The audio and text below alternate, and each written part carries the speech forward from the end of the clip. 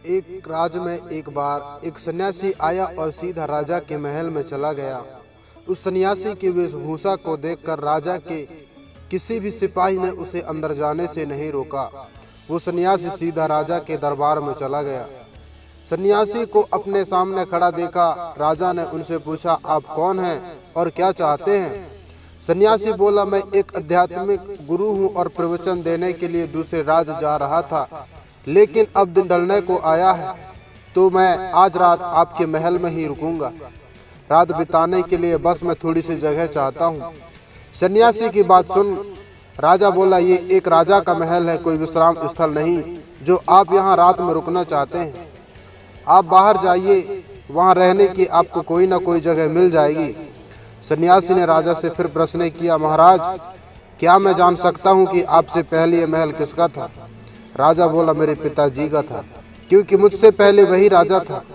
सन्यासी ने फिर प्रश्न किया, अच्छा तो अब आपके पिताजी कहाँ हैं? राजा बोला, अब वो इस दुनिया में नहीं रहे, उन्हीं के बाद तो मैं राजा बना। अच्छा, आपके पिताजी से पहले ये महल किसका था? सन्यासी ने फिर से प्रश्न पूछा।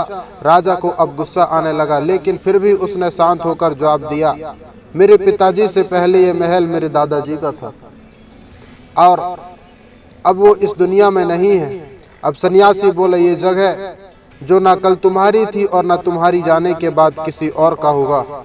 इस संसार में लोग कुछ ही समय रह पाते हैं और फिर चले जाते हैं। जहाँ हम अपना समय बिताते हैं वही हमारा विश्राम स्थल है। न तुम इसे अपने साथ लेकर जा पाओगे, ना ही कोई और।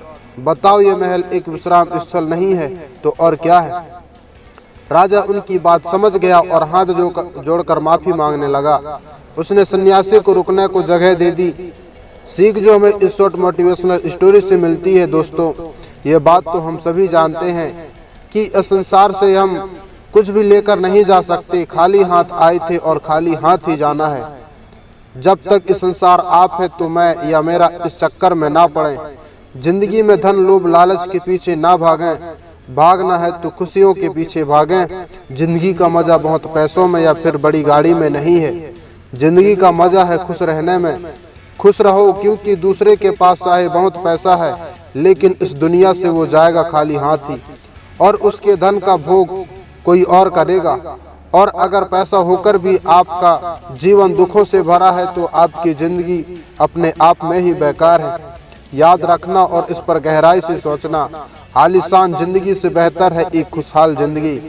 दोस्तों, कहानी कैसा लगा कमेंट के माध्यम से अपनी राय से जरूर अवगत कराएं और हमारे चैनल पर नए हैं तो चैनल को सब्सक्राइब करें, लाइक और शेयर करें। धन्यवाद।